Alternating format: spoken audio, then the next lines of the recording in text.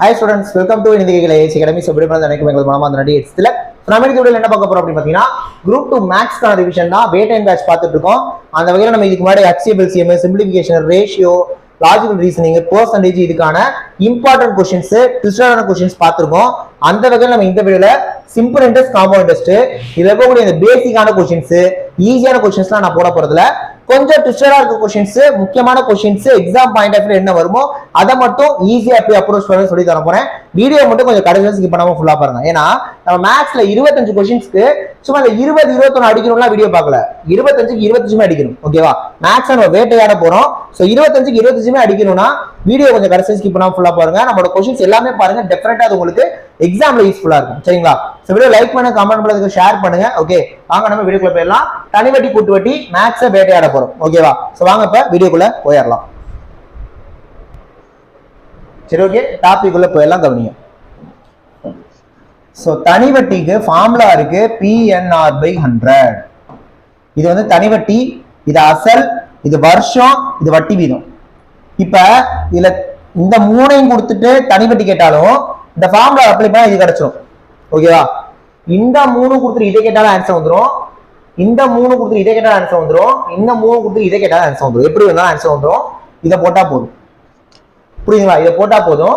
ஆனா இந்த தனிவட்டி ஏக்கர்ல மட்டும் கொஞ்சம் ட்விஸ்டான क्वेश्चंस நான் சொல்லி தரேன், கொஞ்சம் கவனிங்க. ஓகேவா? ரைட். இப்போ இந்த क्वेश्चन கவனிங்களே.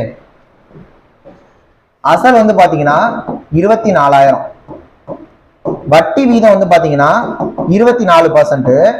5 மாசத்துக்கு தனிவட்டி என்னன்னு கேக்குறாங்கன்னு வச்சுக்கோம். இப்ப இது எப்படி போடுவீங்க? நான் ஈஸியா ஒரு மெத்தட் சொல்லித்தரேன், கவனிங்க. எப்பவுமே கொஸ்டின்ல கொடுத்துருக்க வட்டி வீதம் அப்படிங்கிறது ஒரு வருஷத்துக்கு. ஓகேவா? கொஸ்டின்ல கொடுத்துருக்க வட்டி வீதம்ங்கிறது ஒரு வருஷத்துக்கு. ஒரு வருஷத்தை நம்ம 12 மாசம் சொல்லலாமா? அப்ப 12 மாசத்துக்கு தான் 24%. கரெக்டா? நம்மள்ட்ட எத்தனை மாசத்துக்கு கண்டுபிடிச்சா போதும் சொல்றாங்க?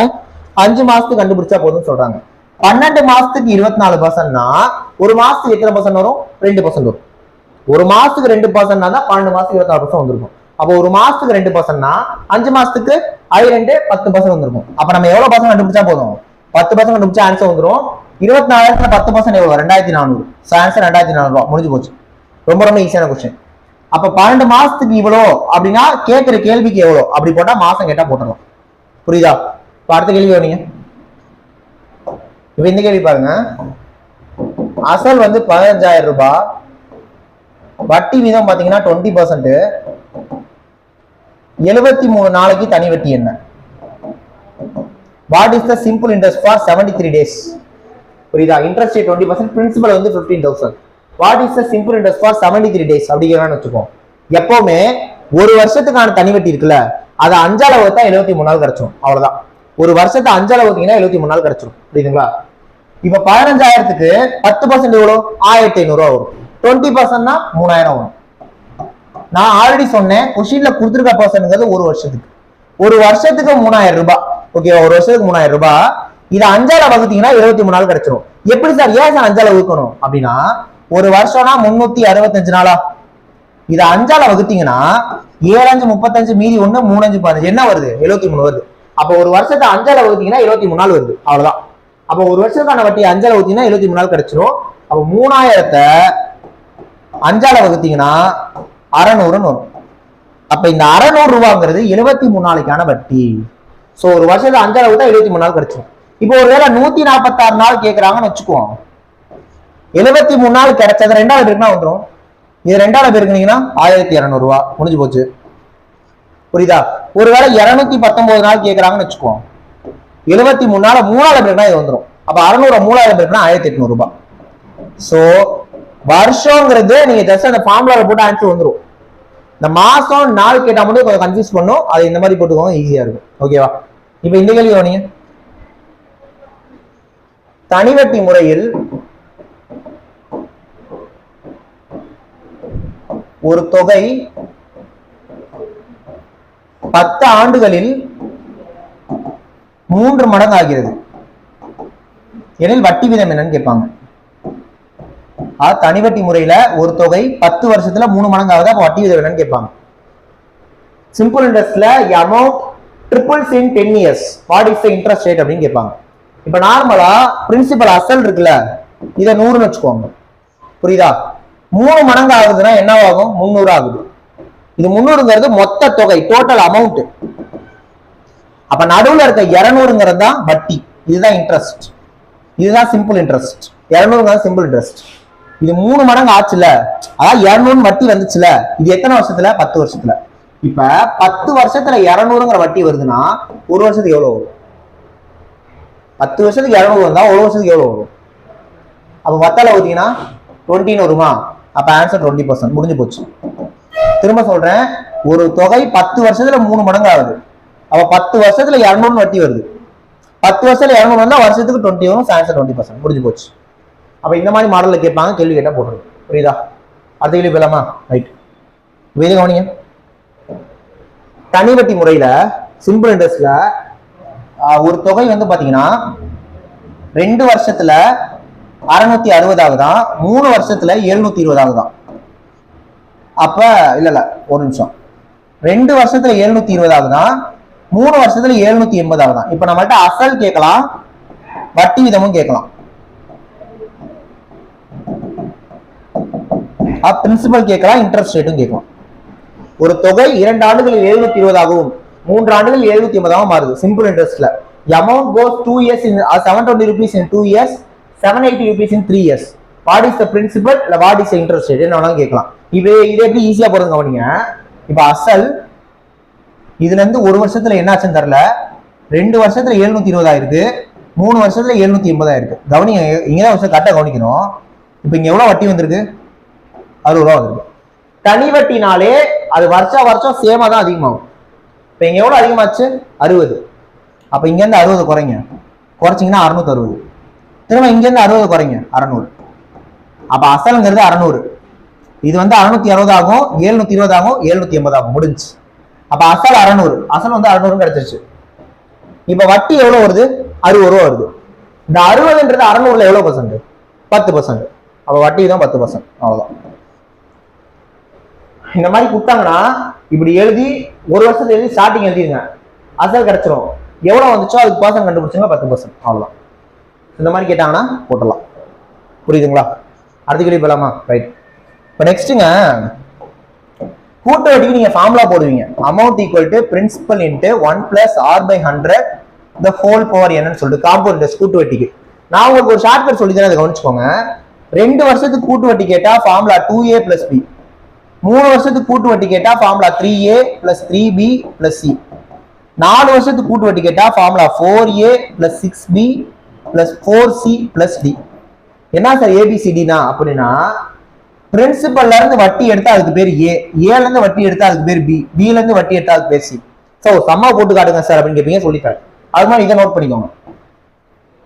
2 வருஷத்துக்கு கூட்டு வட்டி கேட்டா 2a + b, 3 வருஷத்துக்கு கூட்டு வட்டி கேட்டா 3a + 3b + c, 4 வருஷத்துக்கு கூட்டு வட்டி கேட்டா 4a + 6b + 4c + d. புரியுதா? ரைட். இது கவனிங்க. நான் அசல் வந்துட்டு 50,000 எடுத்துக்கிறேன். புரியுதுங்களா? வட்டி வீதம் வந்து பாத்தீங்கன்னா 10%. இப்ப 2 வருஷத்துக்கு கூட்டு வட்டி கேட்கறேன்னு வச்சுக்கோ. 2 வருஷத்துக்கு கூட்டு வட்டினா என்ன சொன்னேன்? 2a + b தானே போட சொன்னேன். கரெக்டா? இதுல ஏனா என்னன்னா, பிரின்சிபல் வந்து வட்டி எடுத்தா அதுக்கு பேர் ஏ. அப்ப 50,000த்துல 10% எடுத்தா எவ்வளோ? 5,000. அப்ப ஏ வந்து 5,000 அர்த்தம். ஓகே. ஏல இருந்து வட்டி எடுத்தா அதுக்கு பேர் பி. அப்ப 5,000த்துல இருந்து 10% எடுத்தா 500. அதான் பி. புரியுதா? இப்ப 5,000 10,000, ஒரு 500 கூட்டினா 10,500. இதான் 2 வருஷத்துக்கான கூட்டு வட்டி. முடிஞ்சு போச்சு. நீங்க ஃபார்முலா போட்டு பாருங்க, அதே ஆன்சர் வரும். இப்ப 3 வருஷத்துக்கு போட்டுருவோமா? 3 வருஷத்துக்குனா 3a + 3b + c. 50,000த்துல 10% எடுத்தா 5,000, 5,000த்துல 10% எடுத்தா 500, 500ல 10% எடுத்தா 50. ஸோ 3,500 15,000, 3,500 1,500, இதோ ஒரு 50 கூட்டிருங்க. அப்ப 16,550 வரும். இது 3 வருஷத்துக்கான கூட்டு வட்டி. அதான் 4 வருஷத்துக்கு கேட்டா 4a + 6b + 4c + d போட்டா முடிஞ்சு போச்சு. இது நார்மலா 2 வருஷம் 3 வருஷம் கூட்டு வட்டி கேட்டா சால்வ் பண்ற மெத்தட். ஓகேவா? நோட் பண்ணிக்கோங்க. இப்ப இதுல முக்கியமா எக்ஸாம்ல என்ன சார் கேள்வி கேட்பாங்க அப்படின்னா, கவனிங்க, இந்த compounded half yearly, compounded quarterly சொல்லுவாங்க. அரையாண்டுக்கு ஒரு முறை வட்டி கணக்கிடப்பட்டா என்ன, காலாண்டுக்கு ஒரு முறை வட்டி கணக்கிடப்பட்டா என்ன பண்ணும் அப்படின்னு கேட்பாங்க. இப்ப அதை நான் சால்வ் பண்றேன். கவனிங்க. இந்த கேள்வி கவனிங்க. அசல் பிரின்சிபல் வந்து பாத்தீங்கன்னா 20,000. வட்டி வீதம் இன்ட்ரெஸ்ட் ரேட் வந்து பாத்தீங்கன்னா 20%. சரிங்களா? காம்பவுண்டட் ஆஃப் இயர்லின்னு சொல்லிட்டாங்க. அரை ஆண்டுக்கு ஒரு முறை வட்டி கணக்கு பண்ணா 18 மாசத்துக்கு கூட்டு வட்டி என்ன அப்படின்னு கேட்பாங்க. இல்லைன்னா 1.5 வருஷத்துக்கு கூட்டு வட்டி என்ன அப்படின்னு கேட்பாங்க. கேள்வி பாருங்க, அசல் 20,000, வட்டி வீதம் 20%, அரை ஆண்டுக்கு ஒரு வாட்டி வட்டி கணக்கிடப்பட்டா வட்டி கணக்கு பண்ணா போதும். அப்ப 12 மாசத்துக்கு 1.5 வருஷத்துக்கு கூட்டு வட்டி என்னன்னு கேட்பாங்க. இப்ப கேள்வியை கேட்டா கவனிங்க, நான் 1.5 வருஷத்துக்கு கண்டுபிடிக்கணும். புரியுதா? அதையும் அரை வருஷமா கண்டுபிடிக்கணும். அப்ப அரைன்னு கண்டுபிடிச்சா 1.5 வருஷம் நான் எத்தனை வாட்டி கண்டுபிடிக்கணும்? 3 வாட்டி கண்டுபிடிக்கணும். 3 வாட்டி கண்டுபிடிக்கணும். நமக்கு ஷார்ட்கட் 3a + 3b + c. அதே மாதிரி இந்த 20% வருஷத்துக்கு. எப்பவுமே நான் சொன்னேன், கொஸ்டின்ல கொடுத்துருக்க பர்சன்ட் ஒரு வருஷத்துக்கு.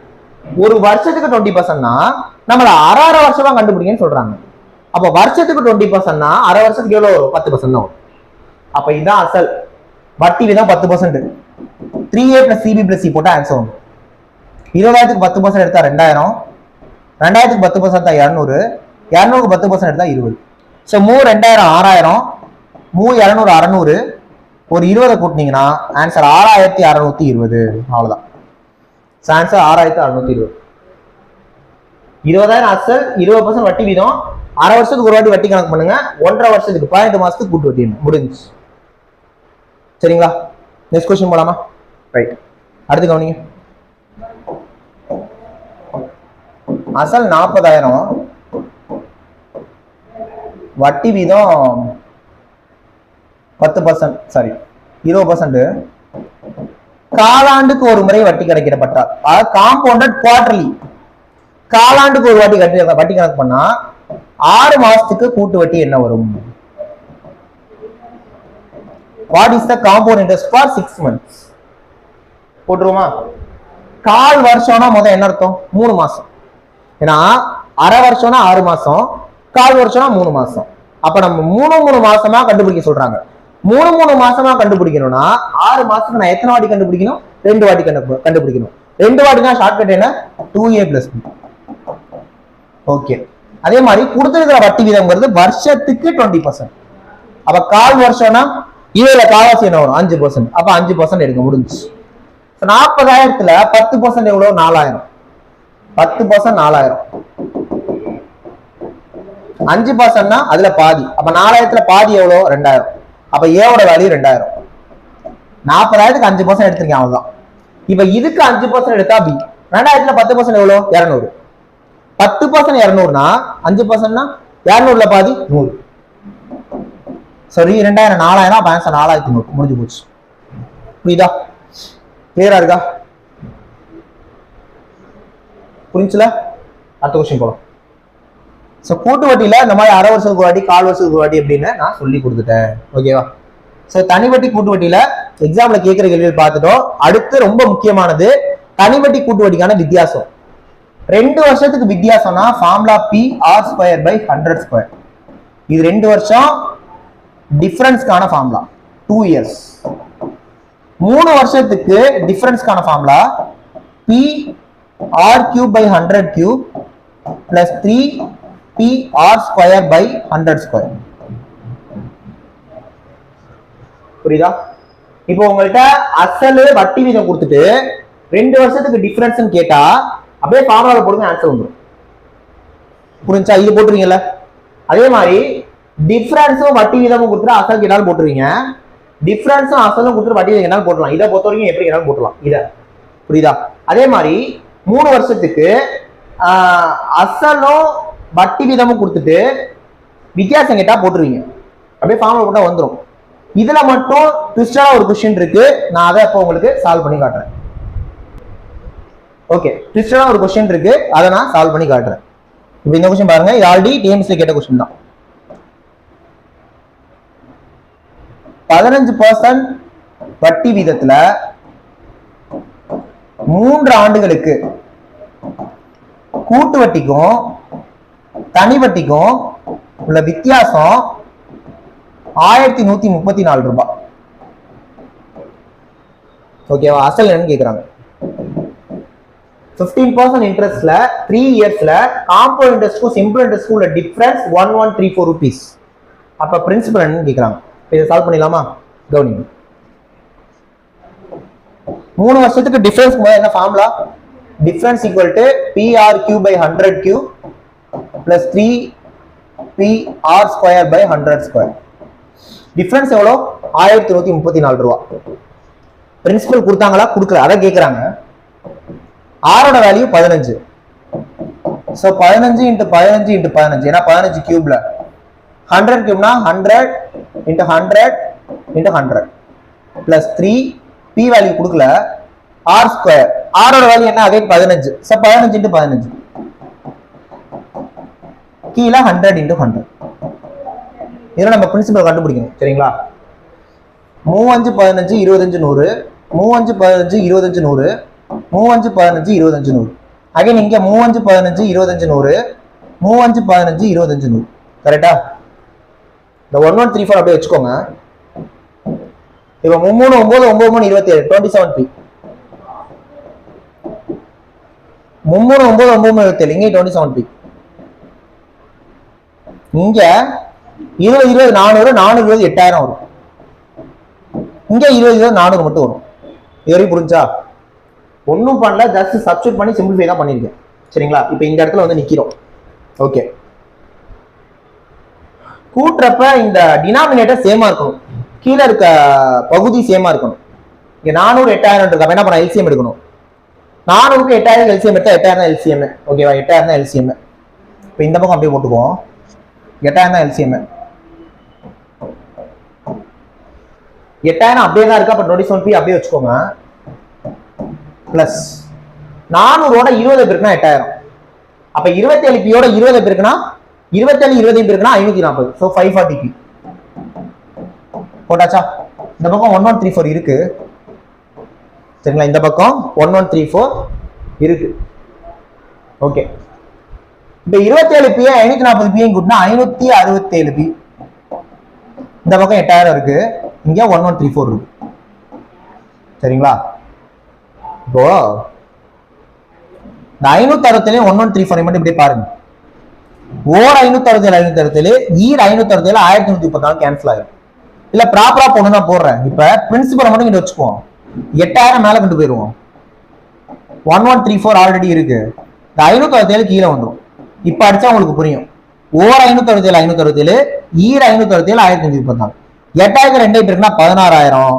So principal equal to 16000 answer. அவ்வளவுதான். இது கொஞ்சம் சிம்பிளிஃபை பண்ணி உட்காந்து பண்ணாதான் வரும். ஸோ இந்த மாடல்ல கேட்டா போட்டுடலாம். ஓகே, ஸோ இந்த சிம்பிள் இன்ட்ரெஸ்ட் காம்பவுண்ட் இன்ட்ரெஸ்ட் பொறுத்த வரைக்கும் ரொம்ப ரொம்ப முக்கியமா ட்விஸ்டடா இருக்க கொஸ்டின்ஸை நான் ப்ராப்பரா உங்களுக்கு சால்வ் பண்ணி காமிச்சிருக்கேன். டெஃபினட்டா இந்த வீடியோ உங்களுக்கு யூஸ்ஃபுல்லா இருந்திருக்கும். தனிவட்டி கூட்டு வீடு 4 5 கேள்வி கேட்பாங்க. கண்டிப்பா இந்த வீடியோல வந்து கேள்விகள் கேட்பாங்க. கண்டிப்பா உங்களுக்கு யூஸ்ஃபுல்லா தான் இருந்திருக்கும். அடுத்து அப்படியே இந்த மென்சுரேஷன், டைம் அவுட் இருக்கு, ஏபிஜிபி, இந்த 3 தான் இருக்கு. எக்ஸாமுக்குமே கூட இந்த 3 நாள் தான் இருக்கு. 3 நாள் அந்த 3 டாபிக் முடிச்சுட்டா அது உங்களுக்கு டெஃபினட்டா யூஸ்ஃபுல்லா இருக்கும். நாளைக்கு டைம் அவுட் ஒர்க் பார்க்கலாம். நாளைக்கு டைம் அவுட் வரும். அதுக்கடுத்த நாள் மென்சுரேஷன், கடைசியா ஏபிஜிபி கூடுதல பெருத்தோட அரித்மெட்டிக் ப்ராப்ளம் ஆப்டிவ் ஃபங்க்ஷன் அடுத்த நாள் பார்த்துக்கலாம். இந்த மாதிரி போகும். சனிக்கிழமை எக்ஸாம் இருக்கு, நல்லா பண்ணலாம் எக்ஸாம். ஓகேவா? நெக்ஸ்ட் வீடியோல பார்க்கலாம். தேங்க்யூ.